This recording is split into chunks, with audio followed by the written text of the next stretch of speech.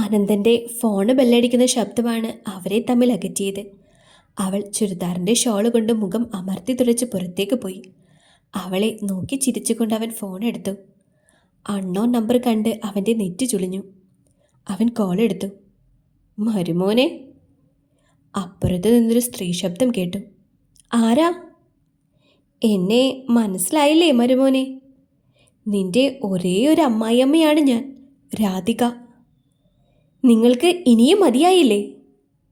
മോനവിടെ പാഴ്സലായി എത്തിയില്ലേ? എൻ്റെ മകനോട് നീയൊക്കെ ചെയ്തതിന് ഈ രാധിക പകരം ചോദിക്കും. കൊണ്ടും കൊടുത്തും തന്നെയാ രാധിക ഇവിടം വരെ എത്തിയത്. ഭദ്ര, അവളെ എനിക്ക് വേണം. അവളെ വെച്ച് ഒരുപാട് മനക്കോട്ട കെട്ടിയതാ ഞാൻ. ഈ അനന്തൻ മരിക്കണം, ഭദ്രയെ എന്നിൽ നിന്ന് അടർത്തി മാറ്റിക്കൊണ്ടു പോകാൻ. ഈ അനന്തന് ജീവനുള്ളിടത്തോളം ഭദ്രയുടെ മുന്നിൽ പോലും വരാൻ നിങ്ങളെ ഞാൻ സമ്മതിക്കില്ല. നിന്നെ കൊന്നിട്ട് ഞാൻ അവളെ കൊണ്ടുവന്നോളാം. നീ ആഘോഷിക്കേ, പക്ഷേ കുറച്ചുനാൾ മാത്രം. ആർത്ത് ചിരിച്ചുകൊണ്ട് അവർ ഫോൺ കട്ട് ചെയ്തു. അവൻ നെറ്റി ചുളിച്ചുകൊണ്ട് ഫോണിലേക്ക് നോക്കി. ബുള്ളറ്റിൻ്റെ താക്കോലും എടുത്തവൻ പുറത്തേക്കിറങ്ങി. ഏട്ടാ. ആദി വന്നവൻ്റെ തോളിൽ തൂങ്ങി. ഏട്ടാ, നമുക്ക് ബീച്ചിലേക്ക് പോയാലോ? ഏട്ടന് അത്യാവശ്യമായി ഒരു സ്ഥലം വരെ പോകണം, വന്നിട്ട് പോകാം. അവളുടെ കവിളിൽ തട്ടി അവൻ പുറത്തേക്കിറങ്ങി. ബുള്ളറ്റ് എടുത്തു പോയി. ഭദ്ര ഓടിയിറങ്ങി വന്നപ്പോഴേക്കും ബുള്ളറ്റ് അകന്നു പോയിരുന്നു. ഏട്ടൻ എവിടെയോ അത്യാവശ്യമായി പോണെന്ന്. ഏട്ടത്തി വാ, ഏട്ടൻ പോയിട്ട് വരട്ടെ. ഒന്നും കഴിച്ചില്ലല്ലോ മോളെ. ഡെന്നിയേട്ടൻ്റെ അടുത്തേക്കാവും പോയത്, അവിടുന്ന് കഴിച്ചോളും. ഏട്ടത്തി വാ, നമുക്ക് കഴിക്കാം. ഭദ്രയുടെ കയ്യിൽ പിടിച്ചുകൊണ്ട് അവൾ അകത്തേക്ക് പോയി. അനന്തൻ നേരെ പോയത് ഡെന്നീസിൻ്റെ വീട്ടിലേക്കായിരുന്നു. കോളിംഗ് ബെൽ അടിച്ചവൻ കാത്തു നിന്നു. ഡെന്നി വാതിൽ തുറന്നു. നീ എന്താടാ രാവിലെ തന്നെ? രാധിക എന്നെ വിളിച്ചിരുന്നടാ. എന്നിട്ട് അവർ പറഞ്ഞതൊക്കെ അനന്തൻ ഡെന്നിയോട് പറഞ്ഞു. അവര് രണ്ടും കൽപ്പിച്ചാണല്ലേ? അവരുടെ സ്വന്തം മകളല്ലേടാ ഡെന്നി ഭദ്ര.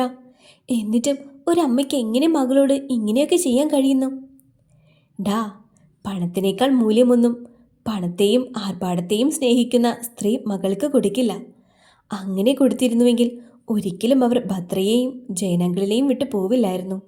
അവർക്ക് ഭദ്രയെ കൊണ്ട് എന്തോ വലിയ കാര്യം നടക്കാനുണ്ട്. അതെന്താ എന്ന് കണ്ടുപിടിക്കണം. ഡെന്നി, ഇതിനിടയിൽ നമ്മൾ മറക്കരുത് എൻ്റെ കുഞ്ഞിക്ക് എന്താ പറ്റിയതെന്നറിയാൻ. ഡെന്നിയുടെ കണ്ണുകൾ നിറഞ്ഞു. ഞാൻ മറക്കുമോ നന്ദ? എൻ്റെ ജീവിതം ഒഴിഞ്ഞു വെച്ചേക്കുന്നത് തന്നെ അതിനു വേണ്ടിയല്ലേ? അനന്തൻ ഡെന്നിയുടെ തോളിലേക്ക് ചാഞ്ഞ്. അപ്പുറത്തെ തോളിൽ കുഞ്ഞിയുമുണ്ടെന്ന് തോന്നി ഡെന്നിക്ക്.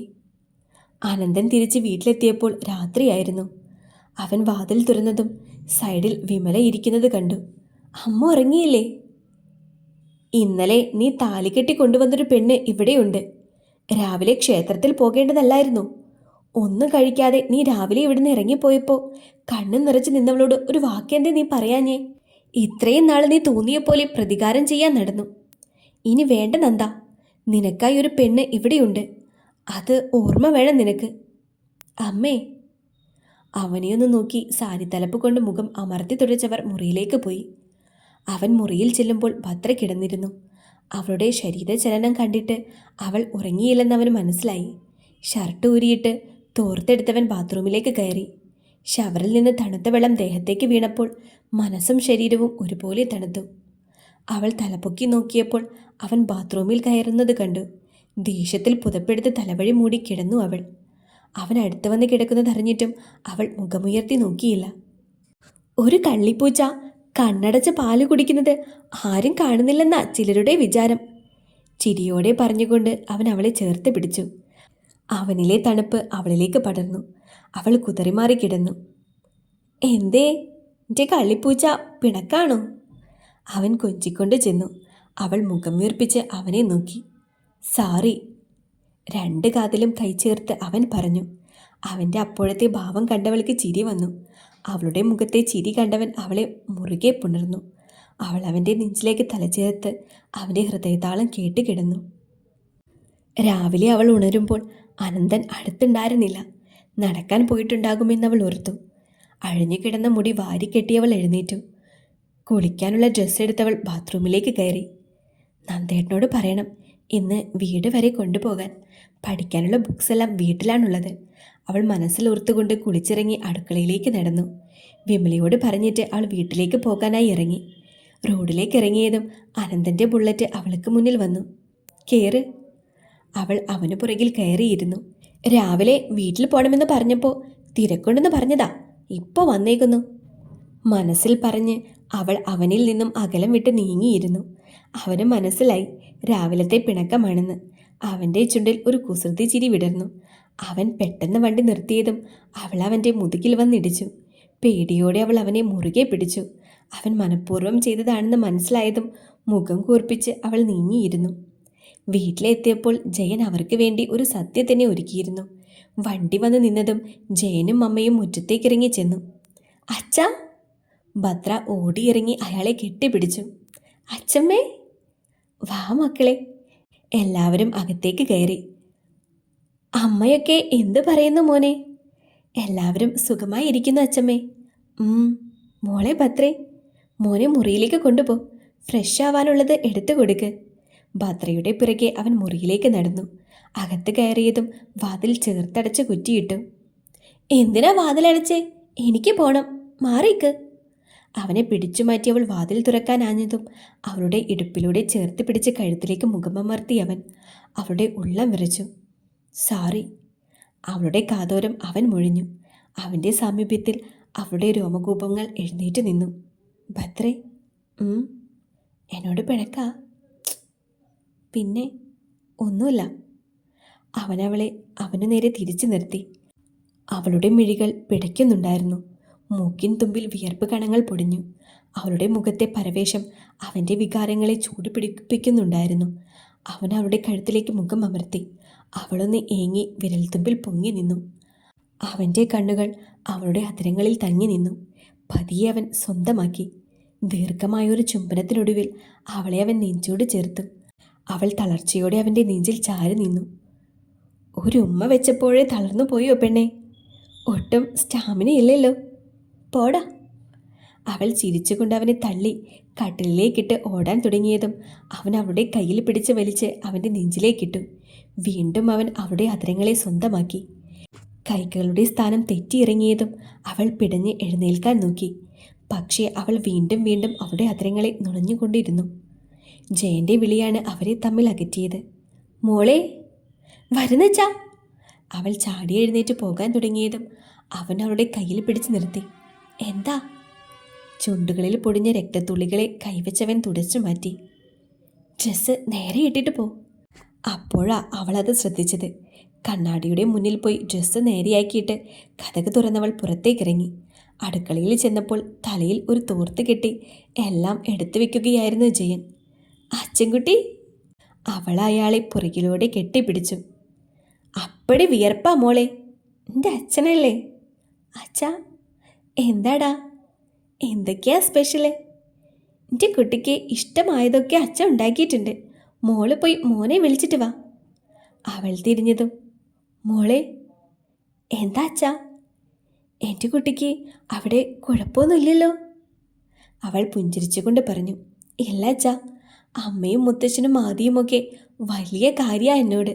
ശരിക്കും ഒരമ്മയുടെ സ്നേഹവും കരുതലും വിമലമ്മ എനിക്ക് തരുന്നുണ്ട് അച്ഛാ. ഇപ്പോഴാ ഒരമ്മ എന്താണെന്ന് എനിക്ക് മനസ്സിലാവുന്നേ. എന്താ അച്ഛാ എൻ്റെ അമ്മ മാത്രം ഇങ്ങനെയായി പോയത്? എന്താ എന്നോട് ഒരു സ്നേഹവും കാണിക്കാതെ ഉപദ്രവിക്കുന്നത്? എന്തിനു വേണ്ടിയാ എന്നെ അപകടപ്പെടുത്താൻ നോക്കുന്നത്? ജയൻ്റെ കയ്യിൽ പിടിച്ച് കരഞ്ഞുകൊണ്ട് ഭദ്ര ചോദിച്ചു. അതിന് എന്ത് മറുപടിയും നൽകണമെന്നറിയാതെ ആ അച്ഛൻ പകച്ചു നിന്നുപോയി. അച്ഛാ. മോളെ, അച്ഛൻ എന്ത് മറുപടിയാണ് നിനക്ക് തരുന്നത്? അത്രയും ഗതികെട്ട ഒരച്ഛനായി പോയി ഞാൻ. അയാൾ അവളെ ചേർത്ത് പിടിച്ച് നെറ്റിയിൽ ചുണ്ടുകൾ ചേർത്തു.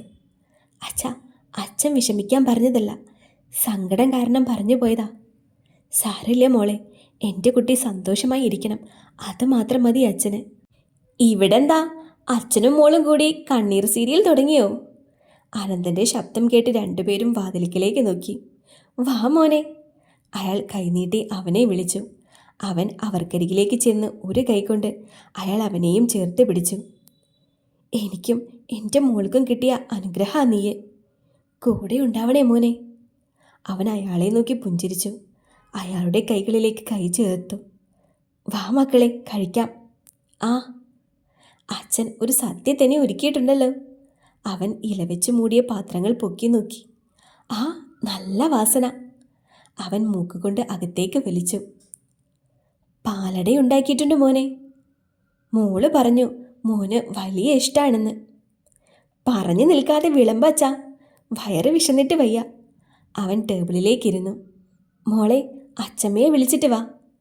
എല്ലാവരും ഒരുമിച്ചിരുന്ന് സന്തോഷത്തോടെ ആഹാരം കഴിച്ചു. ടേബിളിലിരുന്ന ഫ്ലവർ വേസ് രാധിക തറയിലേക്ക് വലിച്ചെറിഞ്ഞു. ഇനിയും തോൽക്കാൻ മനസ്സില്ല. കാശിന് വേണ്ടിയാ ഈ രാധിക ജീവിക്കുന്നത് തന്നെ. ഭദ്രയിലൂടെ കോടിക്കണക്കിന് പൈസ സ്വന്തമാക്കണമെന്ന് കരുതി അവൻ അനന്തൻ, അവനാ എൻ്റെ പ്ലാനുകളെല്ലാം തകർത്തത്. അവനിനി ജീവിച്ചിരിക്കേണ്ട. അവർ ഫോണെടുത്ത് ഒരു നമ്പറിലേക്ക് കോൾ ചെയ്തു. മഹേന്ദ്രേട്ടാ. രാധു, എനിക്ക് കാണണം. ഉടനെ ഇവിടെ എത്തണം. രാധു, ഞാൻ ബിസിനസ് ആവശ്യമായി UK-യിലാണ്. അതൊന്നും പറഞ്ഞാൽ പറ്റില്ല. എനിക്കുടൻ കാണണം. രാധികയെ അറിയാലോ. ഓക്കെ, നീ ടെൻഷൻ ആവണ്ട. നിനക്ക് വേണ്ടിയാണ് ഈ മഹേന്ദ്രൻ ജീവിക്കുന്നത്. നിന്റെ മുന്നിൽ ഉടൻ എത്തിയിരിക്കും ഞാൻ. Love you dear. ഞാൻ കാത്തിരിക്കും. രാധിക ഫോൺ കട്ട് ചെയ്തു. അവർ ഉറക്കെ ചിരിച്ചു. വരുന്നു രാധികയുടെ കാവൽക്കാരൻ, രാധികയ്ക്ക് വേണ്ടി ചാകാനും തയ്യാറുള്ളവൻ. അമ്മേ. രാഹുലിൻ്റെ വിളി കേട്ടവർ തിരിഞ്ഞു നോക്കി. ഇത്രയും സന്തോഷിക്കാൻ ഇവിടെ എന്തുണ്ടായി? നിന്റെ അച്ഛൻ വരുന്നുണ്ട്. ഇന്ന്? നാളെ തന്നെ.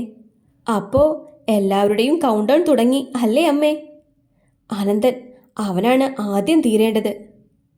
അമ്മയും മകനും പരസ്പരം നോക്കി ആർത്ത് ചിരിച്ചു. ഊണും കഴിഞ്ഞ് അനന്തൻ കട്ടിലിലേക്ക് കിടന്നു. അവൻ പതിയെ കണ്ണുകൾ അടച്ചു. അനുവേട്ടാ. കൊഞ്ചിക്കൊണ്ടുള്ള കുഞ്ഞിയുടെ ശബ്ദം അവൻ്റെ കാതുകളിൽ മുഴങ്ങി. എല്ലാവർക്കും അനന്തനായപ്പോൾ എൻ്റെ കുഞ്ഞിക്ക് മാത്രം അനുവേട്ടനായിരുന്നു. കുഞ്ഞി. അവൻ്റെ ഹൃദയം തേങ്ങി. അവൻ മുഷ്ടി ചുരുട്ടി പിടിച്ചു. എൻ്റെ കുഞ്ഞിയെ ഇല്ലാതാക്കിയവർ ആരായാലും ഈ അനന്തൻ വെറുതെ വിടില്ല. നന്ദേട്ടാ. അടുത്ത് ഭദ്രയുടെ സാന്നിധ്യം അറിഞ്ഞതും കണ്ണുകൾ തുറന്നു. അവളുടെ കണ്ണുകൾ കലങ്ങിയിരുന്നു. എന്തു പറ്റി? അവൻ്റെ മുഖം കണ്ടവൾ ചോദിച്ചു. ഒന്നുമില്ല, ചെറിയ തലവേദന. ഞാൻ ബാമു പുരട്ടി തരട്ടെ? വേണ്ടടാ, അത് മാറി. അവൻ അവളുടെ കൈ എടുത്ത് തലയിലേക്ക് വെച്ചു. അവൾ അവൻ്റെ തലയിലൂടെ കൈകൊണ്ട് മസാജ് ചെയ്തു. അവൻ്റെ കണ്ണുകൾ ആ സുഖത്തിൽ മയങ്ങിപ്പോയി. അവൾ അവനെ ഉണർത്താതെ പതിയെ എഴുന്നേറ്റു. വാതിൽ ചാരി പുറത്തേക്കിറങ്ങി. അടുക്കള വശത്തേക്കിറങ്ങിയപ്പോൾ കണ്ടു അച്ഛൻ വാഴയ്ക്ക് തടമെടുക്കുന്നത്. അച്ഛാ. അവൾ അയാളുടെ അടുത്തേക്ക് ചെന്നു. മോനെന്തിയെ മോളെ? ഉറങ്ങി. മോനെ മതിയല്ലേ, എന്നെ വേണ്ടല്ലേ? നീ അച്ഛൻ്റെ കുറുമ്പിയല്ലേടി. അവൾ അയാളുടെ അടുത്ത് ചെന്ന് തോളിലിട്ടിരുന്ന് തോർത്തെടുത്ത് മുഖം തുടച്ചു കൊടുത്തു. അച്ഛാ. എന്താടാ? നമുക്കൊന്ന് നടന്നാലോ? ഒരു മോഹം. അച്ഛൻ്റെ കൈ പിടിച്ച് പറമ്പിൽ മുഴുവൻ നടക്കുന്ന ആ പഴയ ഭദ്രയാവാൻ, അച്ഛൻ്റെ മാത്രം കുറുമ്പിയാവാൻ. വാടാ, അച്ഛൻ്റെ പൊന്നല്ലേ നീയെ. അയാൾ അവളെ ചേർത്ത് പിടിച്ച് പറമ്പിലേക്കിറങ്ങി. അച്ഛാ, പനീർ ചാമ്പ ഉണ്ടോ അതിലെ? ഒരു തോട്ടിയെടുത്ത് അയാൾ ചാമ്പ പറിച്ച് അവളുടെ കയ്യിൽ കൊടുത്തു. അതിൽ നിന്ന് ഒരെണ്ണം എടുത്ത് കഴിച്ചതും പുളിപ്പ് കൊണ്ട് അവളുടെ മുഖം ചൊളിഞ്ഞു. അച്ഛയ്ക്ക് വേണോ? വേണ്ടട പൊന്നെ, മോള് കഴിച്ചോ. ഫോൺ ബെല്ലടിക്കുന്ന ശബ്ദം കേട്ടാണ് അനന്തൻ ഉണർന്നത്. അവൻ കൈനീട്ടി ഫോണെടുത്ത് കാതോട് ചേർത്തു. ഡെന്നി. അവൻ എത്തി നന്ദ. കോൾ കട്ട് ചെയ്തു. അനന്തനൊന്ന് ചിരിച്ചു. എൻ്റെ ദൗത്യം നടപ്പാക്കാനുള്ള സമയമായി.